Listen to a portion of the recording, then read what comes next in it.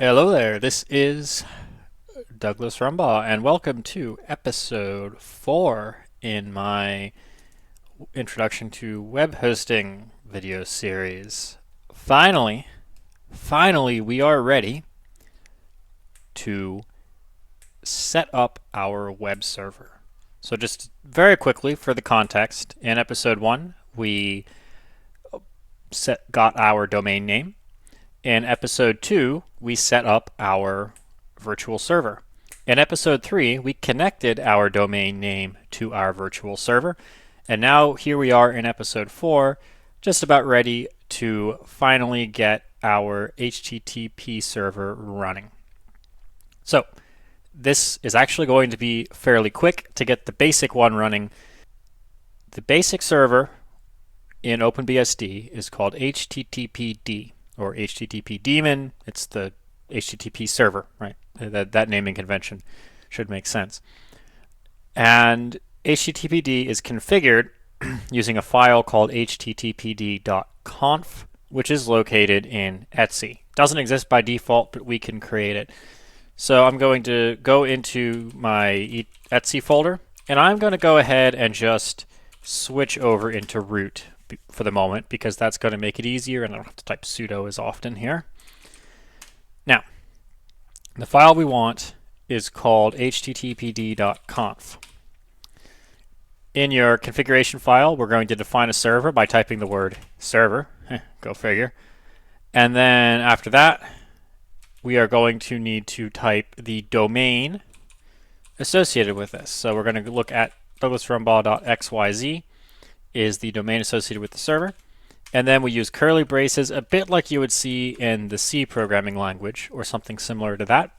And we're going to define the relevant bits inside of here. So first thing we're going to say is listen on star port 80. This is defining the port that the server is going to listen on, as well as the interfaces.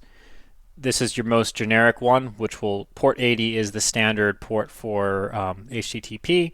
So this should work for no matter what IP addresses you have or what your interfaces are. It should just catch it all. And then you need to specify what's called the web root. Remember how I said that your website is effectively just a bunch of files and folders, and the web browser is just a fancy file browser? Well, this web root is the folder, the root folder of your website, in much the same way that slash or c:/ or what have you is the root folder on your computer's directory structure. It's the folder which contains all the files associated with your website. So anytime I go to www.example.com, I will only be able to access files that are in example.com's web root. Does that make sense? You can't go further back than that. So we're going to go htdocs, hypertext documents, right? /, and then you can call it whatever you want. As a matter of fact, just we'll call it my website for the moment, like that. And there we go. And I'm sorry, there should be a leading slash on this, like that. Now we're going to have to go and actually create this. So the roots here are specified relative to /var/www. So if we go into /var www, this is the root directory of the web server. Now HTTPD actually runs inside of what's called a chroot, a change root environment, which means that as far as the HTTPD process is concerned, this directory right here is root. It's as far back as it knows about, which is important for security purposes because it means that you can't use the web server to access files that you're not supposed to, right? One might imagine, for example, that if I'm running my website, what if I did douglasrumbaugh.com /.//Etsy/ whatever, right? That would be not great. And so these web servers are designed to prevent that. And one of the techniques for doing that is to run them inside of a changed root or a chroot environment where they can't go any further back than var www. In any case, we said it's going to be my website in htdocs, so let's go into htdocs, create my website, like that. And let's throw in just a random file for the moment, and then we'll copy the website we actually want to have in here. I'm going to call it index.html. And let's just say hello world. Just like that. Okay, so now inside of var www htdocs my website, we have an index.html file. So if we go back to Etsy and take a look at our HTTPD configuration file, you can see we have the root set and all that is good. So let's give it a shot. First, we want to verify that the configuration is okay. So if I run the HTTPD program with TAC-N, that's going to do a dry run and check the configuration for errors, which is useful if you tweak the configuration on a running web server so that you don't crash it while it's actively serving a website, right? That would be suboptimal. The next thing we need to do is we need to enable the service. This means when you enable the service, that means that it will start on startup of your computer or your server in this case. So we're going to enable HTTPD. Be aware that if you don't enable it and you try to start it right away, in fact, if you don't have it enabled and you try and start it, it's not going to be happy with you and you'll have to use a flag to force it in order for it to work. So just go ahead and enable it first. And then we should be able to start it. And our web server is now running. So let's test it out. I want to go to douglasrumbaugh.xyz. And hey, check that out. Hello world. Now what happens if I go www. That also works. So check that out. Okay, so we have it serving up our page. Now, one thing you may notice, though, is that I have two separate domains here. I have the www one, I think I said 4 W's there, and then I have the bare domain. And if we take a look at my website over here, you'll notice that I only have one. So I have my Douglas Rumbaugh bare domain, and if I go here with the 3 W's in front, it redirects me back to the bare domain again. So let's get that working over here on this guy. Now the way this is going to work is we need to define a second server block in our configuration file. And it's going to be just our bare domain. Like so. And we'll have the same listen on star port 80 shenanigans. However, what I'm going to do instead of just specifying a web root here is I'm actually going to return a 301. So HTTP, the protocol that the websites are served over, has a variety of what are called status codes, and you're probably familiar with some of them. 200 means okay. 404 is not found. 500 means there's something wrong on the server, right? These are status codes you've probably seen before or at least heard of. One status code that you may not have actively seen, but you've certainly dealt with a ton, is 301. Now 301 is a redirection. So what 301 means is when your browser sees 301, it's going to basically make the same request on a new URL, a provided URL. So it's going to allow me to send any web requests to douglasrumbaugh.xyz to my canonical www.one.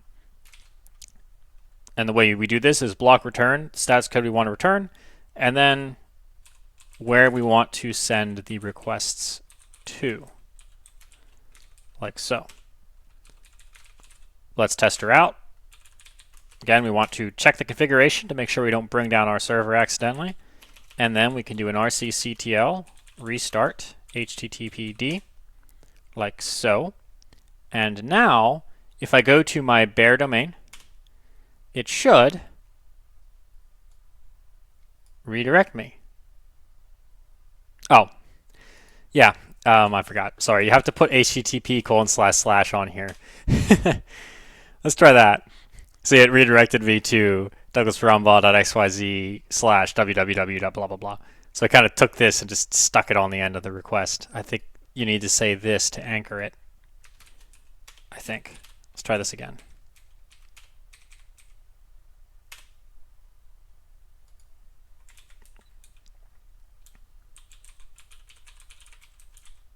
There you go.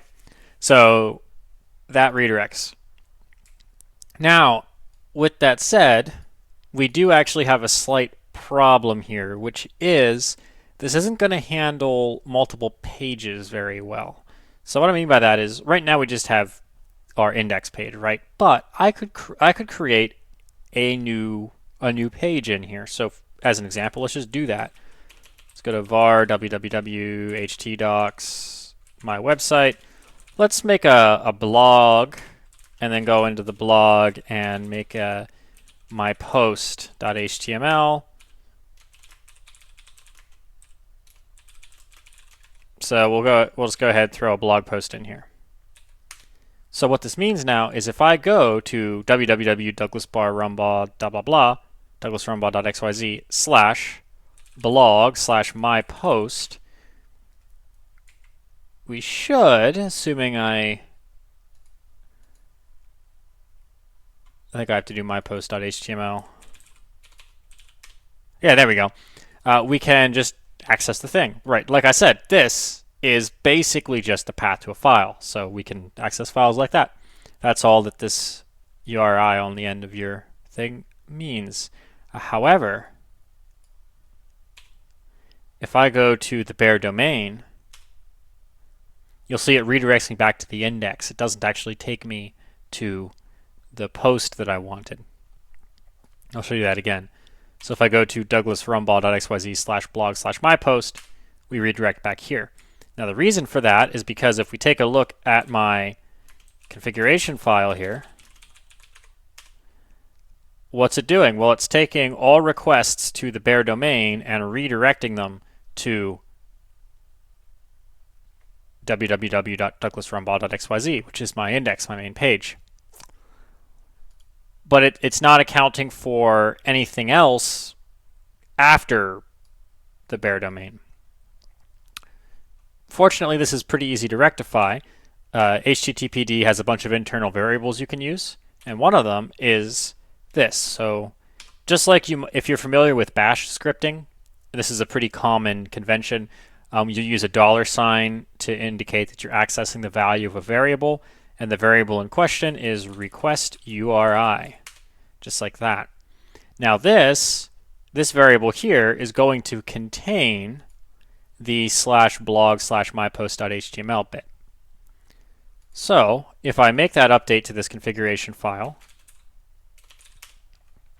and then I reboot my server, again, we will verify the configuration is okay, rcctl restart. There we go. Now, if I go to the bare domain douglasrumbaugh.xyz blog my post, so that didn't work. Now, initially you might think, well, that means that our server is configured wrong, but it doesn't actually necessarily mean that.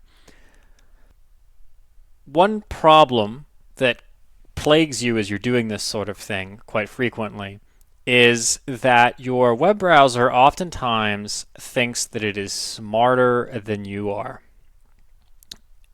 and it caches things. So when your web browser makes a web request, it's going to get that static content, and it knows that that content's not likely to change under normal circumstances. And so it caches it locally so that it doesn't have to run out and grab it again next time. The problem with that is that if you're doing this sort of incremental tweaking of the server or the website, your browser caches things and then it uses its own cache and it doesn't actually request the data from the website. So my browser saw that when I went to this particular URL, it redirects me to here and doesn't expect that's going to change very frequently. So it sets it aside in a cache and makes it so that, well, it doesn't even bother connecting to my web server when I do that. It just automatically remembers the redirect and applies it. So since I theoretically got rid of the redirect, I am going to have to clear my browser cache before I even have a chance of this thing working. So now that I've cleared my browser cache, see, it worked. Very important. Your browser cache will bite you if you're not careful. So between tweaks, you want to make sure that you clear your browser cache. So there we go. And then, of course, if you wanted the other way, if you didn't want the www, if you just wanted the bare domain to be your canonical one, you can do that pretty easily as well. All you're going to have to do is up here, take this guy, make him the bare domain, take this guy, make him www dot, and then just go down here and remove this. So effectively just reverse the two. And so now, if I do this,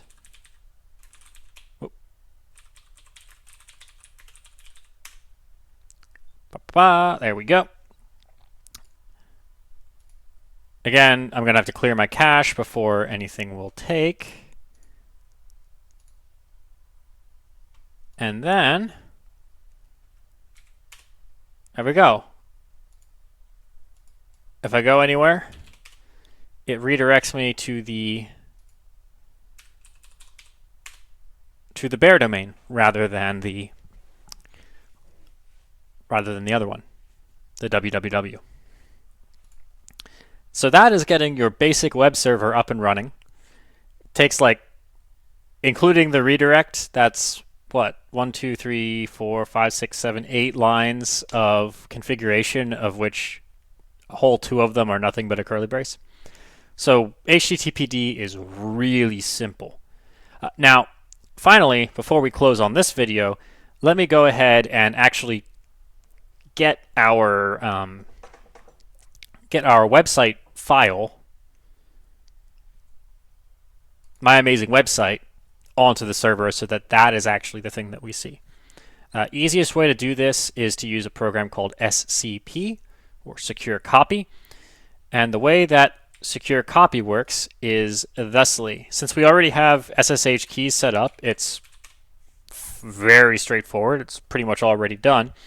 All we need to do is say, I'm going to SCP, so I'm going to make a secure copy of, in my case, I called it documents, programming, and it is what? Site.html. And I want to send this to Doug at douglasrumbaugh.xyz : so ~site.html. So there we go. We just copied it over. So notice that it looks exactly like a regular copy, except over here, before the path to the file, I put the user and domain name of the server that I was SSHing into and a colon. If I take a look now over here, if I take a look at the contents of Doug's home directory, there it is. So all I have to do now is go ahead and make a local copy command and go from home Doug site.html to var www htdocs my website index.html, just like that. And now, if I access douglasrumbaugh.xyz, we get my website. Simple as that. And you can actually, if you set up your permissions correctly, and let me actually do this too while we're here. Too many terminal windows. If you set up your permissions correctly, you can do this even more easily. So watch this. So if I go into here, I can actually change ownership of this directory to Doug, the user account. And I can do that using a chown command. So I'm going to do a recursive ownership change to Doug of my website, like that. So you can see my Doug user now owns the directory, which means that my Doug user now has access to that directory. So if I go in here, let me just go ahead and clean it out. Be very careful with rmtac-r when you're running as root, by the way, because there's a very subtle distinction between delete everything in my current directory and delete my current directory and everything in the entire system. So just be very careful with that if you're going to do it. But in any case, now, check this out. Because Doug has ownership of this file, if I just do doug@douglasrumbaugh.xyz blah blah blah /var ww htdocs my website /index.html, if I run this scp command, it copies it to here. So just the last little quick bit for this episode before we break, and in the next episode take a look at getting HTTPS working. Now, if I go here on my this is my local computer, right? This is my workstation, not the server. If I go ahead and change the contents of that site file, so it's in documents, programming, site.html. If I go in here, work very hard on it, so hard, in fact, that I am still making changes. If I rerun that scp command, check it out. I just updated my website with one command. That's the basics of serving plain text, unencrypted HTTP. Whatever you throw in this... too many terminals. Seriously, where did I... Oh, I drug it over here. Whatever you throw inside of this directory now is going to be accessible over the internet, which is very, very useful. In fact, you can even use it just to like store files and download them. So you can do all kinds of cool stuff with that. But it's all over plain text, unencrypted. So in the next episode, we are going to set up SSL. We're going to run this thing using HTTPS rather than HTTP. It's not going to take a whole hell of a lot longer, and it's a very important step. So I hope you found this interesting, and I'll see you in that one.